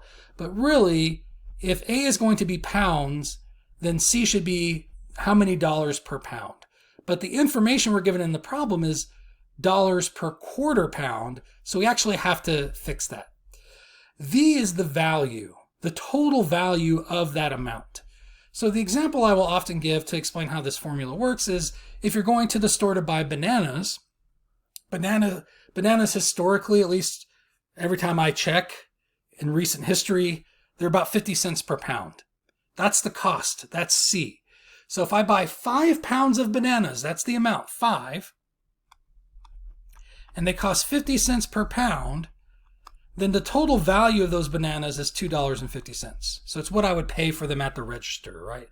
So it's 50 cents for each pound, but if you're buying 5 pounds, the total value, the total amount that you pay would be $2.50. That's what V represents. So that's how that formula works. This formula applies to 3 different things in this problem. It applies to the dried apples, it applies to the dried apricots, and it applies to the mixture of the two. So he's creating this like fruit mix, and the formula applies to the fruit mix as well. So it applies to 3 different things. So like with most mixture problems, you will need 3 rows. The 2 rows for the 2 ingredients, the 2 solutions, whatever you want to call it, depending on the problem. 2 rows for the 2 things being mixed together, and then a row for the actual mixture that you're creating. All right, so I'll have 1 row, and then 2 more rows by drawing this line. This will be for the apples. I would just use A there, but we also have apricots. They both begin with A. And this is the mixture of the 2. And we'll make a column for each variable in the formula. And we write it in such a way that we build the formula into the table. So once we get the first 2 rows filled, sorry, not rows, once we get the first 2 columns filled in, we multiply those together to fill in the last column. So going back through the problem, and for most value mixture problems, the information you're just given will be the cost. And that's exactly the case here. So we have the cost for each item and for the mixture, but it's in quarter pounds, whereas our amounts are going to be in pounds. And so we need to convert this. So let me ask you a question. If it's $1 per quarter pound, so just hypothetical, if it's $1 per quarter pound, then how much would 1 pound cost? Well, if you're paying by the quarter pound, how many quarter pounds would you have to buy to have an entire pound? You'd have to buy 4. So 4 quarter pounds would equal an entire pound. So if it's $1 per quarter pound, that's going to be $4 per pound. So how do we get that mathematically? You just multiply by 4. And so that's what we have to do with all these quarter pound numbers, is multiply them by 4 to get the cost per pound. So let me pull up my calculator. So we will have, the first one's $1.40 per quarter pound, which means when I multiply that by 4, it's $5.60 per pound. All right, so this will be $5.60 per pound. I'm not going to write that in there because I don't have room, but it's per pound now. $1.80 per quarter pound times 4. If I buy 4 quarter pounds, that means I'll have to pay $7.20 for 1 pound. So it's $7.20 per pound. And the mixture is going to be $1.76 per quarter pound. Multiply that by 4. That's going to be $7.04 per pound. So those are the costs per pound for each item and for the mixture. And also for the mixture, we know the amount. We want 40 pounds altogether for the mixture, for the amount. Okay, so what we don't know is the amount of apples we're going to use. And that's in fact what we're looking for. That's the answer to the question in the problem. So I will have to use X to represent one of these. This time it really doesn't matter which one, so I'll just do the first one. I think that's what most people would do. So we'll let X represent the amount of apples. Now this is a little bit different than the last problem, because in the last problem we had one of, in the last problem we were given the amount of one of the ingredients, not the amount of the mixture. In this problem, we're being given the amount of the mixture, and we're missing both of the ingredients. So while the relationship is still true, so the relationship I talked about here, this one plus this one will always equal this one, that's still true here, right? So this one plus this one, I don't know where I'm pointing, this one plus this one will always equal this one. But that doesn't, I already have this one filled in, so I kind of have to work backwards to figure out how to fill this one in so that when these get added together, they equal 40, right? And so, again, hypothetical can help. Let's suppose, hypothetically speaking, that we will have 10 pounds of apples, right? So pick a number for X as a hypothetical number, just to figure out what the structure is, what the relationship is. And then once you figure out the mathematical relationship, erase the hypothetical and use the mathematical relationship with the variable to fill in that box, right? So if I'm using 10 pounds of apples, and I know that my mixture is 40 pounds altogether, how many pounds of apricots must there be? Well, if I need my mixture to be 40 pounds altogether, and 10 of those pounds are apples, then it must be 30 pounds of apricots to get 40 pounds altogether. So how do I compute that 30? Now, a lot of students will say, well, I just know that's what you add to 10 to get 40. But mathematically, what are you doing to get 30? You're subtracting. You're taking the total amount of 40, minusing out the 10 that you already know about from the apples, and the amount that's left over is the amount of pounds that has to come from the apricots. So 40 minus 10 is how I know 30 is the right answer here. And so it's a subtraction. You take the total amount minus the amount you already know about to figure out how much is left over that has to come from the other one. All right, so let's undo the hypothetical there. So I do the same thing with X. So if it's X pounds of apples, how do I figure out the pounds of apricots? I take 40, the total amount, minus the amount that comes from the apples. And that's how I figure out the amount of apricots. The weight of the apricots, whatever you want to call it. Now, if I add these together, what do I get? X, whoops, that was a mistake. Sorry, I moved that. My recording screen there. I don't think that should happen, but it's just the software has this weird competition because they're both competing to be the top level of my screen. And so you get some weird behaviors with them. Sometimes my recording window disappears because the other one ends up being on the top level. So weird things like that happen. So I apologize. Anyways, you probably don't care about that. If I add these together, X plus 40 minus X, the X's cancel out and I get 40, right? So again, the relationship holds true that when I add these two together, it equals this. Now that I have the first two columns filled in, I can fill in the last column using the formula. I just multiply these together. So I get X times keep saying the wrong thing, X times 5.60. Those decimals are giving me a hard time today for some reason. And I'll put the 560 in front. So we get 560 times X. Here I'll get 720 times 40 minus X. And because there's two terms, I need to use parentheses. And it doesn't quite fit in the table. And then here, we're just multiplying two numbers together. So we have 7.04 times 40, which is going to be 281.60. All right. Now, my calculator really says 281.6, but because we're dealing with money, because this is a value, right? This is $281.60. I just throw the zero in there because we're dealing with money. Just like with the last mixture problem, I'm just sorry, I'm having trouble talking and I'm having trouble apologizing for how I'm talking. So I'm really sorry for the length of the video and for my mental state right now. So this mixture problem, the relationship is the same as the last mixture problem, even though it's a different variant. It's this one plus this one equals this one. And the rationale behind that is this expression represents the value of the apples. This expression represents the value of the apricots alone, right? So this is the value of the apples by themselves. This is the value of the apricots by themselves. This is the value of the two mixed together. So if I take the value of the apples plus the value of the apricots, it should equal the total value of the two mixed together. So that is the reasoning behind that. All right, so let's go ahead and set that equation up. So we get 5.60x plus 7.2 times 40 minus x equals $281.60.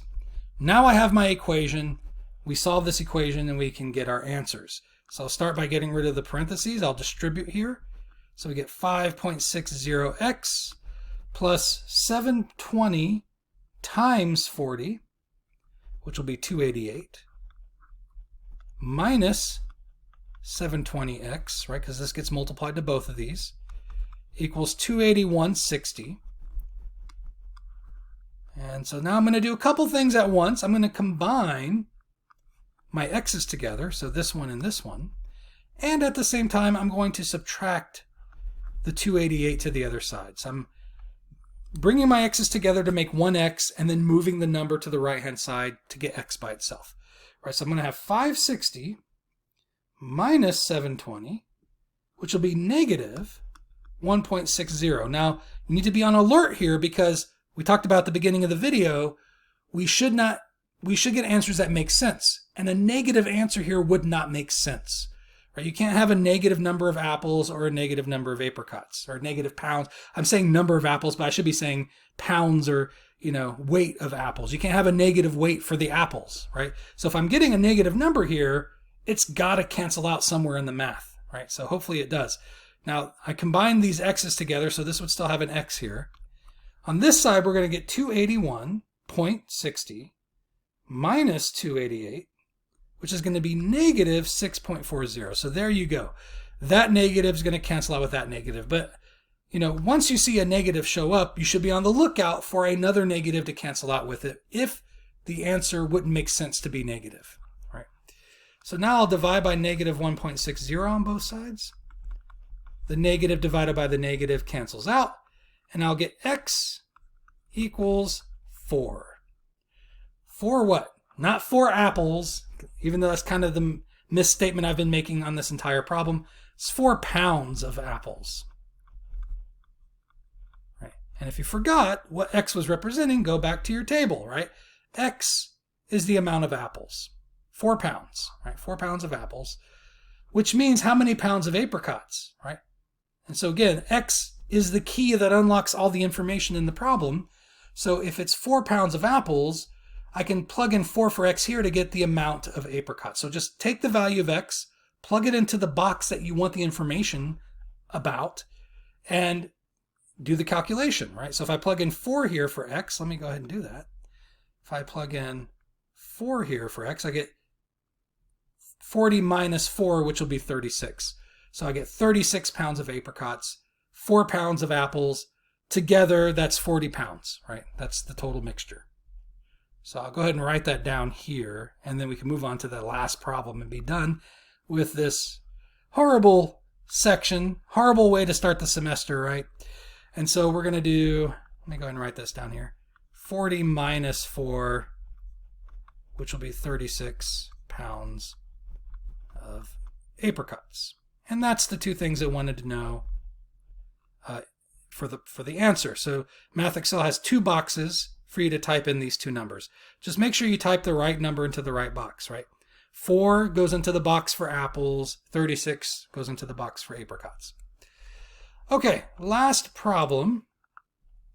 And this is an investment problem, which I really like as word problems, but this textbook doesn't have a whole lot of examples of this. So you might only see 1 or 2 of these on the homework.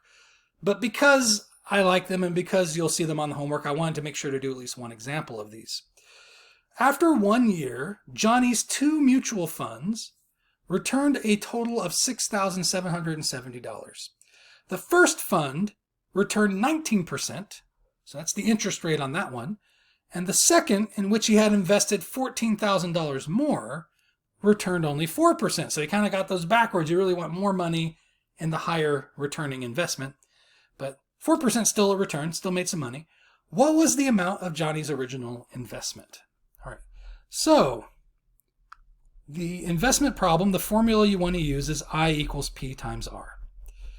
P is the principal, which is the amount you have invested. R is the interest rate. I is the interest that you earn. Now, that could be a little bit confusing because interest and interest rate sound similar, but just remember interest rate is a percent, whereas interest is a dollar amount. It's the amount of money that you earned on the investment. So it's a simple formula, but it applies to 2 different things, right? There's 2 mutual funds in the word problem, and they're tangled. Now normally you'd be able to deal with each investment separately, but they've mixed the information together on us. So we're having to use this formula on 2 different things at the same time. So again, a table is in order here. But this time we'll go back to just using 2 rows instead of 3 because there's only 2 things that the formula applies to. So we haven't, and they're not really very well distinguished. We just have 2 mutual funds. So mutual fund number 1 and mutual fund number 2.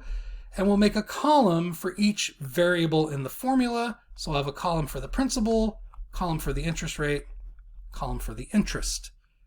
And again, we build the formula into the table. So going back through the problem, the interest rates will typically be the easy information that you can just put right into the table that's just given to you. 19% for that first mutual fund, 4% for the second one. We're told that the total return was $6,770. So that return, that is the interest, but it's the total interest from both investments lumped together. That's what's forcing us to have to deal with the investments simultaneously instead of just separating the 2, because we're told the total interest earned was $6,770. Right, which means the interest earned from the first one plus the interest earned from the second one should add up to the $7,760. Right, so this number doesn't actually go anywhere in the table. It's how the 2 interests are related. This interest amount plus this interest amount equals together $6,770. Now for the principal, the amount invested, we don't know how much was invested in either investment, but we're given a clue about the second one. The second one, he invested $14,000 more than he did in the first one. So there's a clue here. There's no clue for the first one. So again, when you have 2 unknowns and there's unequal information about both of those, you should let X be the one you know the least about. We know the least about the amount invested in the first mutual fund, so that will be X. The amount invested here is $14,000 more than what was invested here. So not just, a lot of students will just put, oh, he invested $14,000 here. It's $14,000 more than the amount invested in the first investment. So it's whatever this is plus $14,000 more, right? And that's how much was invested in the second investment. So now we can multiply across to fill in the last column. This will be X times 0.19, so that'll be 0.19X. This will be 0.04 times, that 4 looks kind of funny. Let me try that again. 0.04 times X plus 14,000. Got to use parentheses around that. And that's the interest earned from the first investment. This is the interest earned from the second investment. We know the total interest earned from both of these together, combined together, is 6,770. So when I add these two together, the 0.19x plus the 0.04 times x plus 14,000, that's going to add up to 6,770. So now I have my equation. We can go ahead and solve it. This is kind of like the ones we've done before already. We get rid of the parentheses first. So we'll get 0.19x plus 0.04x plus, I think I need my calculator again. We have 0.04 times 14,000, which would be 560. And that's going to equal 6,770. Again, we're going to do two things at once. I'm going to combine the x's together and subtract the 560 to the other side. So combining those together, I get 0.23x equals, this will be 6,770 minus 560, which will be 6,210. And then we will divide by 0.23 on both sides to get x. All right, and we'll get x is equal to 27,000. So it's kind of nice. It doesn't have to work out to be a precisely nice answer. It could be, it could be 30 cents or something like that, or 35 cents. But it makes you feel like you're on the right track if with such horrible numbers like 6,210 and 0.23. So I wasn't sure that would work out very nice, but it works out to be a perfectly $27,000 number. I mean, so it's, it works out to be a really nice rounded number. So just makes me feel like we did everything correctly since we got such a nice answer. Not that it had to be nice. All right. So this, remember, X was the amount invested here at the 19% rate, right? So this was the amount invested at 19%, but it wants to know both. How much was invested at 19%? It's 27,000. But how much was invested at 4%? You take this value for X and you plug it into this box here, which is just going to have you take that value for X and add 14,000 to it. So to get the amount invested at 4%, it's 14,000 more than what we invested at 19%. And so I'm just going to add 14,000 to this amount to get the amount invested at 4%. So this will be 0, 0, 0. That'll be a 1. Carry a 1 over here. It'll be 41,000 was invested at 4%. All right, and then we have the 27,000 invested at 19%. And so that should be what you need to type into Math Excel to get the right answer. No, actually it's not. Okay, that's interesting. So they want us to combine that together, right? Johnny's original investment all combined together. So it doesn't have a separate box for 19% and for 4%. It just wants to know how much money did Johnny have invested altogether. And so we actually need to add these two together to get the total investment. All right, so let's take the 27,000 plus the 41,000. And that's going to be 68,000 altogether. So the total invested is going to be 27,000 plus the 41,000, right? You want to take the amount invested at each rate together. And like I said, that's going to be 68,000. Sorry, I'm kind of writing it off to the side, but I'm running out of room and I didn't want to have to scroll down. And so this would be the total invested. All right, and that's what you would type into Math Excel. So this concludes the video. I'm sorry it went 2 full hours, but that's not too surprising because I will often spend 2 full class periods on this section because I just want to do a good, thorough job of as many of the different kinds of problems that you're going to see on the homework. So I wanted to do an example of each type of word problem in depth to help you understand how these word problems work. So thank you for watching. I will see you in the next video for section 1.3.